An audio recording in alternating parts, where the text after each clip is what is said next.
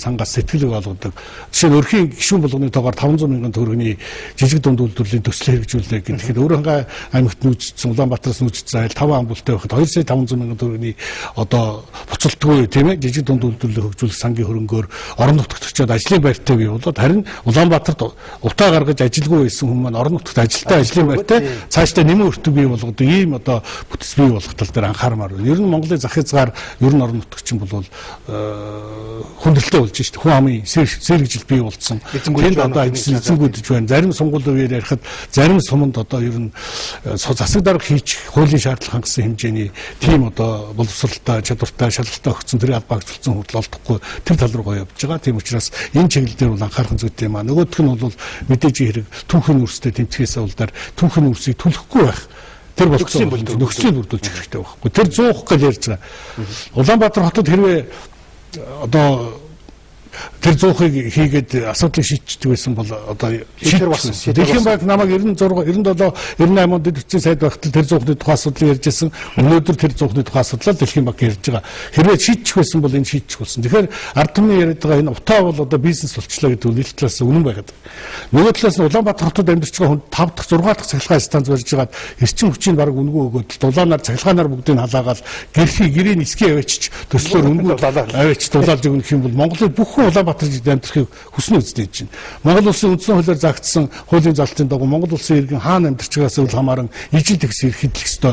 Хөдөө уулын амд амьдарч байгаа нөмө малчин аргалаа түүгээд тэ өөрөө эскигээ хийгээд гэрээ дулаагаад амьдарч байхад Улаанбаатарт ирсэн. Усаас үнгүй эски авч гэрээ дулаалуулаад үнгүй цахилгаанаар гэрээ халаадаг болдог бол энэ хуулийн зарчим агуулгаараа буруу.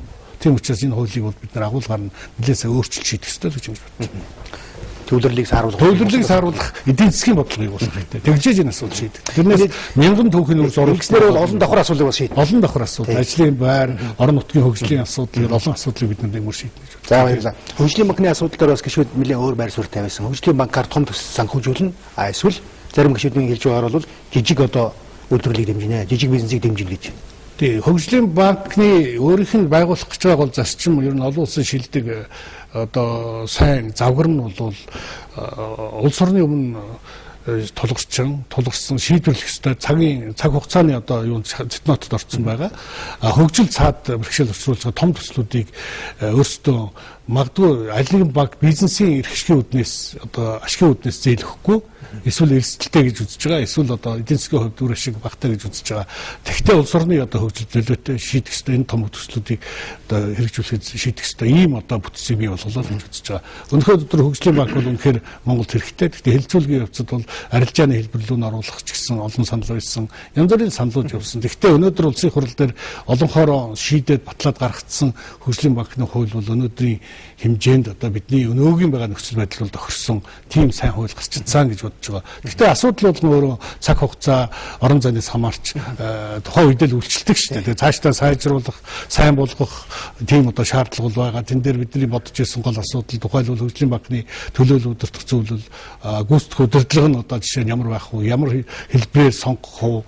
Монгол одоо хүн хичнээнээс 50%-аас доошгүй байна гэх мэтлэнгийн олон залтуудыг бол улсын хурлын гишүүд хэлцүүлэх явцад бол оруулж зөв зүйтэй саналууд бол батлагдсан гэж бодож байна. За баярлалаа. Тэгэхээр та бол дэд үтсийн салбарт ажиллаж байсан энэ тал дээр одоо өөр ингэсэн байр суурьтай туршлагатай хүн. Тэгэхээр энэ жил бол одоо урд өмнө хийгдэг том хэмжээний төсөв бол хөрөнгө оруулалт тавигдсан. 7-800 тэрбум төгрөг гэдэг бол маш хэмжээний мөнгө.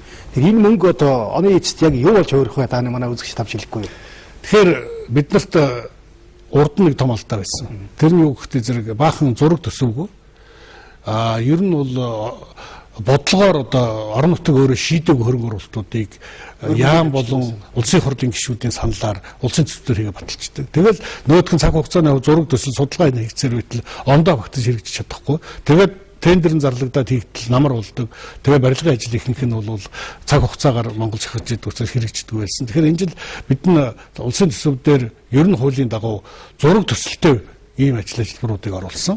нөгөө талаар 35 тэрбум төгрөгийг сангийн сайдын мэдлэлд дараа жилийн одоо хөрөнгө оруулалтын зураг төслийг боловсруулах энэ ажил зориулж хийсэн нь бол ер нь төсөв хөрөнгө оруулалтын чиглэлээр хийсэн бас Монголын төвийн нэг том алхам гэж ингэж үзэж байгаа. Тэгэхээр энэ одоо 2011 оны хувьд төсөөлөгдсөн энэ хөрөнгө оруулалтууд бүтээн байгуулалтын ажлууд бол бүгд одоо цаг хугацаанд хийгдэх боломжтой. Бид нар зүгээр цаашдаа шийдэх ёстой нэг асуудал бол төсвийн мөнгөөр бараа ажил үйлчлэгээ хөдөлж авч байгаа энэ асуудал дээр энэ хуулийг бид нар цаашдаа их боловсруулах тодорхой болох ажил дээр дахин сайн ажилламаар байгаа. Одоо хэрэгжиж байгаа одоогийн хүчин төвлөрөөр байгаа хууль дээр бол засаж залруулах юм байгаа. Ганцхан хуулиар бүх салбарыг зохицуулна гэдэг бол хэцүү байгаад байна. Гэхдээ зэрэг энэ хуулийг одоо шаардлагатай гэж үзвэл бид нар чиглэлээр тухайлбал эрүүл мэндийн салбарт хамгийн хямд үнэтэй тоног хөрөмжийг сонгох нь зөв буруу юу? Хамгийн хямд үнэтэй эмийг сонгох нь зөв буруу юу, тийм ээ? Хямдвараа гэдэг чинь одоо ямар бодлого хамгаалах одоо салбар цагдаа хууль хяналтын байгууллага тухайлбал төрийн одоо улсын их хурл одоо засгийн газрын үйл ажиллагаанд шаардлагатай техник тоног хөрөмжүүдийг одоо олон улсын тендер зарладаг ч юм уу эсвэл орон нутгийн тендер зарлаад тэгэл тэндээс хамгийн одоо юу гэдэг тиймүүдийн сонгох нь зөв буруу юу гэдэг дээр бид нар одоо ер нь зөв алхам хийх хэрэгтэй. Ер нь сүүлийн үед олон улсын жишээ хандлага бол дундаж үн гаргаад хилцүүлгийн явцад шаардлагатай олон үзүүлэлтүүдээ яриад богино хугацаанд асуудлаа шийдээд явж байгаа нь удаж нэг үрдэн муутай төсөл тендер шалгаруулаад тэр нь шүүхтээр очиж болдог байна. Шүүхтэр хэдэн сар хэдэн жил авч хилцэж болдог. Энэ одоо төвхтөө хөдөлთა асуудлуудыг бид нар хуулиар зохицуултыг шийдэх ёстой маа гэж бодож байгаа. Энэ дээр би бол өнөөдөр яг ийм хууль гаргаж ингэ шийдье гэж бүрэн бол одоо өөртөө төсөөлж хийж чадаагүй байна. Гэхдээ л нэг хуулиар бүх салбарыг зохицуулна гэдэг бол Монголын хувьд ер нь одоо улс орны хувьд байж болтмоо л гэж. За баярлалаа. Миний асуусан түрүүч асуултад хариулахгүй хэдэн километр замтай болох уу? Ичнээ одоо орон сууцтай болох уу? Тэгэхээр хөрөнгө оруулалтаар би тавих ёстой ажлуудыг тодорхой хэлсэн. Хөрөнгөхийн хэмжээгээр хөрөнгөхийн хэмжээгээр тавьсан бүтээн байгуулалтын ажлыг бид нар улсын хурл бол яг 40 км зам тийм орон нутагт ингэж барих гэхгүй энийг бол засгийн газар өөрөө салбарын сайд сангийн сайдыг хамтарсан тушаалаар хөрөнгө оруулалтуудаа бол яг задрагаа болгож ингэж баталж хэрэгжүүлж байгаа. Нийслэл бол нийслэл өөрөө иргэдийн төлөөлөлтийн хурлаар одоо тэр хөрөнгөхийн хэмжээд орон нутаг өөрөө шийддэг. Тэгэхээр би түрүү хэлсэн энэ 2011 он ер нь одоо сүүлийн үед байж байгаа улсын хурлын бодлого бол аль болохоор орон нутгийн өөрийнх нь эрх мэдлийг нэмэгдүүлье. Тэр хэмжээгээр орон нутагтай бид нар бас хариуцлага тооцдог. Тэр хэсгийг тэр юм нэмэгдүүлэх гэсэн бодлоготой байгаа учраас сумын засаг даргатж эрх мэдэл өглөө мөнгөний аймгийн засаг дарга тодорхой хэмжээний эрх мэдэл өглөө тэр байтугай аймгийн засаг дарга 500 саяас одоо доош хэмжээний хөрөнгө оруулалтынхаа тендер бүх зүйлийг өөрөө зарлж өөрөө шалгаруулж өөрөө хэрэгжүүлдэг юм эрх мэдлүүд бид нар орон нутагт өгч байгаа. Тэгэхээр их бүтээн байгуулалтын ажил гэж бидний өмнө тулгарч байгаа их том асуудал байгаа. Их бүтээн байгуулалтын ажлыг хийх нь бол өнөөдөр Монгол улс дэлхийн одоо их олон хөрөнгө оруулагчдын анхаарлыг татж байгаа ашигт малтуулаа борлуулах. Түүнийг маш богино хугацаанд бага зардлаар олон чиглэлд зах зээлийн өрсөлдөөний дунд борлуулах болцсон боломжийг бүрдүүлэхэд чиглэсэн хөрөнгө оруулалтын асуудлыг бид шийдэх ёстой. Энэ бол одоо бидний өмнө тулгарч байгаа их том одоо чухал асуудал. Энэ одоо хөгжлийн банкны асуудлыг шийдснээр бид нар өнөөдөр энэ хөрөнгө оруулалтын асуудлууд дээр гүйцэтгэгч компани эзэмшигч лиценз эзэмшигчтэй зөв одоо асуудлыг шийдэж зөв шийдвэр гаргаж чадсны үндсэн дээр бол энэ асуудлыг хийх ёстой.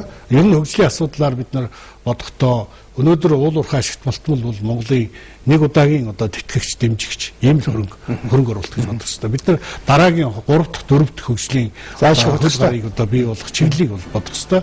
Үүн дээр одоо эхний ээлжинд гол анхаарах ёстой юм бол малчтын асуудал. Өнөөдөр би ингээд хөдөө орон нутгад очиод таньдаг мэддэг ах トゥ садны найз нөхдөд малчтай уулзаад ярихдаа зэрэг за одоо ч тэгээ малчин хийж амьдрах яхад хүүхдээ тэр 5 толгойд юм оюутлогоод нэг ажилч нар явуулчаад тэгээ ахын ч одоо энэ хэдийн дуусгаал тэгээ сумруугаал орё доо эсвэл Улаанбаатар нүнэл гэж байгаа. Яг бол малчин хүн гэдэг тэр малчин гэдэг албан тушаал өнөөдөр хүний амьдралыг сайн сайхан авч өгдөг нэмэг өртөг бий болгодог тийм болцоо боломжоор нь өнөөдөр төрийн бодлогоор дэмжиж одоо биелүүлчих шаардлагатай байна. Тухайлбал одоо малч төгсгөө зээлийн асуудлыг бид нар цаашдаа их анхаарах ёстой. Яг л малчин хүн өнөөдөр томоохон бүс компаниудтай ижил хэмжээний хүнтэй тийм зээлийг тийм хугацаанд аваад үр ашигаараа түүнийг төлөх төр болцоо болно байна. Малчтын авсан найдваргүй зээлүүдийг бид нар авч судалж үзсэн. Тэгэхээр малчин хүн мотоцикл авч унахын тулд хүүхдтэй гэр барьж авахын тулд өхийн тулд зээл аваад тэгээд түүнийг зуд болоод нөгөө малынхаа гарсан түүхийд малаар одоо дарж чадахгүй бүгд дөрөнд орцсон байгаад байгаа юм асуудал. Тэгэхээр малчид руу тэр чиглэсэн асуудлыг бид нар эхний ээлжинд онцгой гаргах. Дараа нь мэдээж газар тариалан тэгээд шинэ техник технологитой үйлдвэр тийм ээ ажлын байрыг бий болгох. Ерөөсөө дэлхийн зах зээл дээр нүүрсний үн алдчихсны үн унтчихад Монгол улс өөрөө ямар ч одоо эдийн засгийн өөрчлөлтгүйгээр улс орноо цааш наваад явчих. Бусад хөрөнгө одоо орлогын их усруудыг бүрдүүлэх, бусад одоо хөгжлийн чиг хандлагыг бүрдүүлэх чиглэлээр их анхаарах систем гэж бид цаашдаа ярьж байгаа. За баярлалаа. Энэ бол маш чухал сэдв гэж бодож байна. Үнэхээр Монголын өргөн ууднуудад байгаа малчдыг доктортой хөгжлийнх нь голдрол зөв оруулах явдал бол тийм ээ. Ингээд бидний ярилцах хугацаа өндөрлж байна. Та одоо аврын чуулган завсарлаа, аврын чуулганы одоо намрын чуулган завсарлын хооронд гишүүд маань одоо ингээд хууль сурвалах, орон нутгийн ажилтаа таны хувьд одоо ямар ажил хүлээж байгаа тавьж яриа. Тэгээ ер нь өчигдөр улсын хурлын даргын зүйл хуралдаж бүх байнгын хороод чуулганы завсарлагын явцад хийх ёстой ажлын төлөвлөгөөг авч хэлсэн. Бүх гишүүд орон нутгад энэ хугацаанд бас ажиллаж иргэдэд бүрчтэй уулзах ёстой.